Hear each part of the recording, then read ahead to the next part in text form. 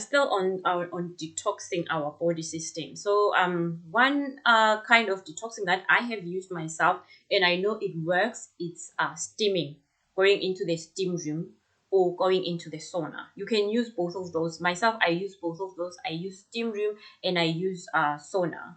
Like when I go to the sauna, I go to a gym where there is both sauna and steam room. So I go to the steam room and stay there for some usually I give myself 2 hours for the whole process. So in the whole process, I'll be doing other things like steaming my hair, like washing myself, staying in the steam room, staying in the sauna. So I do this within 2 hours. You can do it in less than that. You don't need to stay for that long. You can stay like maybe just 30 minutes, or you can stay like even 20 minutes. It's just up to you. It depends how much time you have. Myself, this is for me as self-care. Is very important for me to do this. I really take it very special. It's kind of a relaxed kind of situation for me where I go and relax myself. That's why I'm saying it's self-care for me. It's one of those things that I always look forward to in a week, just to go to the steam room and sauna. It's a good way of detoxing your body. I wash my hair, I wash my body, I steam and sauna. When I'm in there, I just make sure I self-care. I make sure I am clean. Like clean by the time I come out, I'm just really clean, you know.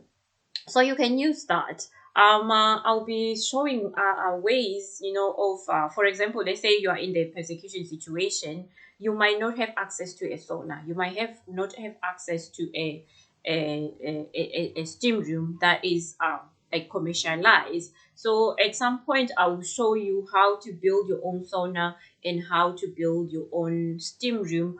If, for example, how to build your own sauna, how to build your own steam room, like just outside your house.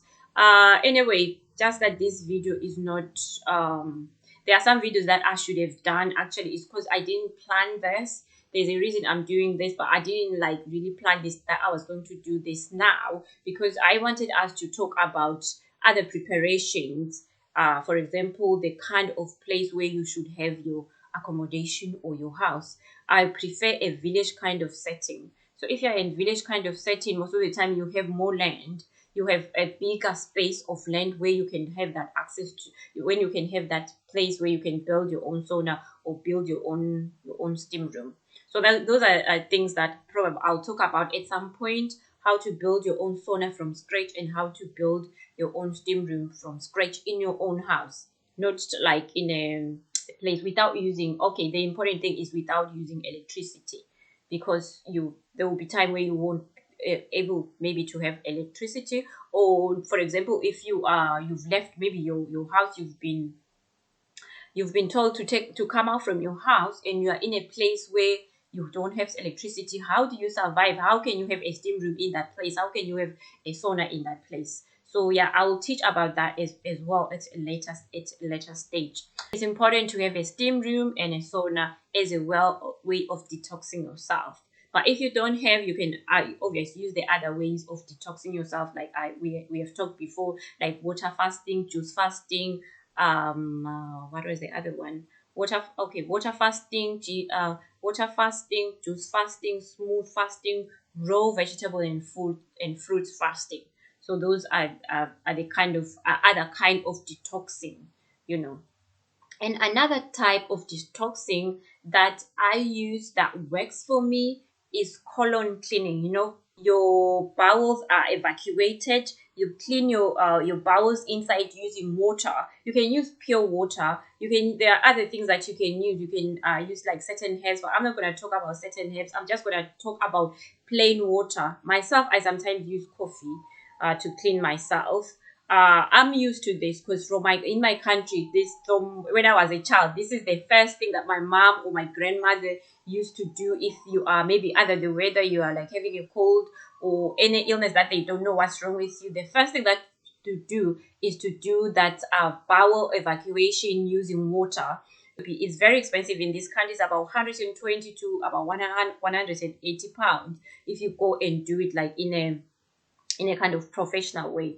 But me, I know how to do it because in my country, this is like the basic thing that you do before you see a nurse or you see a doctor, where you put water inside your bottom inside your palm. You put water inside your palm, and it cleans your inside. It cleans like your intestine. In my country, this is very common. That's the first thing you do when you are sick. So myself, I use that. Like anyway, I'll talk about it concerning this fast what I've done. When I was starting this fast food, that's one of the things that I do when I'm starting like a long fast. Cleaning your bowels, you're using water. You can just use plain water or add a bit of lemon to clean you out. But I'll have a video where I'll talk about this when I'm talking about the preparation for my fast. So that's another way of detox that you can use to clean yourself from inside. You can actually use all these different types of detoxing in order to have like maybe a better benefit from it, or you can just have use one or use two or use whatever. But myself, I use all this, not necessarily at the same time, but most of the time I use these ones. I use all of them frequently just to make sure that I get the maximum benefit of detoxing. So the next point now is using herbs. So it's important that as a Christian, you learn to use natural herbs to heal as a way of healing yourself. Most of the time, the healing herbs, especially if you're born in Africa, it's this kind of herbs are like passed on from generation to generation. I don't know in your country, but in my country, you always get these things from from generation to generation. They are passed on. Like my grandmother used to tell me certain herbs that you use. For example, if you've got a cold, for example, if you have a wound, there are certain herbs that they will tell you that if you use this kind of herb, you will get healed, or you if you've burnt yourself, there are certain herbs that you can use instead of going to the doctor. So it's important to learn these different herbs that are passed from generation to generation to heal your body in a natural way rather than just going straight to the doctor all the time. So it's important to learn this and to know how they look like, because sometimes you can be in that forest, you can be in that place where you can see that you will be able to see those to spot. So you should be able to spot those certain herbs. Yeah, so it's important to know certain herbs, to read about them, to make a research about them, and obviously you have those that are passed on from generation to generation. Then you will know. I'll share some of at some point I will share some of the herbs that I know that this is used for this, and this it is used for this. Unfortunately, most of the African herbs, it's not the measurements are not that good. The measurements are not that good. They just know how much to use. They just have that kind of sense of knowing how much to use. But maybe sometimes there is no like a proper clear amount that okay, this amount is used and that amount is to say that this amount is good for you. Another thing that is important is to maintain our alkaline, maintain a good pH, a normal pH for the alkaline in our bodies. Because most of the time when we get ill, it's a result of heavy. It's because our pH is more acidic, which means it's not balanced. So it's important to know the right amount of pH that we should have in our body to keep it on check, and also to make sure that we eat foods that are able to balance the pH and be able to in that way, when our pH are balanced, it helps to maintain and to protect ourselves, and also to help to balance essential minerals in our bodies. Eating a alkaline kind of balanced meal, it helps to protect the body density, and also helps to protect the mucus mass, and also it helps to lower chronic pain in our body and inflammation. So that's why it's important to have a kind of diet that is alkaline, because this helps to improve our immune system functioning in our body. So these are things that we should look out for when we are eating our balanced diet. Make sure that we have the right foods that maintain the body pH in the normal level. This is very important. I'll come up with another video where I'll be talking about foods that are good in maintaining a good balanced body pH. Another point is about exercise. I know most of us, exercise is not an easy thing to do. This is one I struggle myself, but as of recent, in the summer, I'm able to do lots of walking. For me, walking, I don't think of it as an exercise, even though it is an exercise. It's something that I I kind of do without feeling the pressure that, oh, I'm doing exercise now. So I do lots of walking. I mean, like proper long walk. Like sometimes I'll take 3 hours walk, maybe have a break, maybe take another hour and a half or something like that. I take really long walks. This helps me. I do this on my days off. I just do like walk long distances.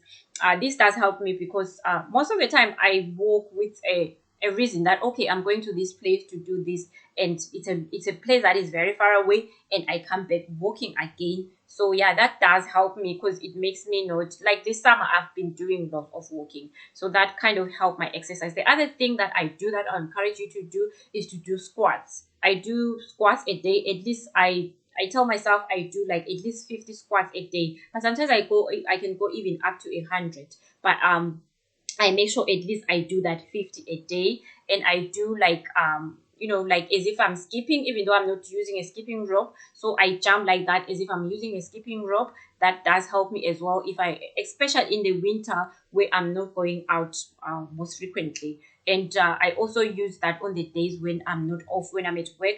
I do like skipping, I do squats, I do like boxing, because my arms are actually my my worst part of the body that I always want to kind of firm up and make sure it's in the right way that I'm comfortable with. So most of the time I do like kind of boxing exercise that helps kind of like to make sure that my arms are not like goodbye arms, they are firming up all the time. So yeah, I do that. That is very important because my for me, that is my very important exercise that I try to make sure that I do. So it's important that at least you do that 30 minutes, because we are all expected to do at least 30 minutes moderate exercise and 15 minutes like intensive exercise a day. So it depends. If you are doing the moderate one, you can do 30 minutes. If you are doing extensive, you can do 15 minutes. Most of the time I do moderate, so I have to at least do 30 minutes. But what I do is on my off days, I try to do more. Like I'm telling you, I can walk like 3 hours or even more than 3 hours on my days off. Like the 2 days where I'm off, I do lots of walking, both in the winter and in the summer, but it's more so in the summer because I walk longer distances because I'm not cold.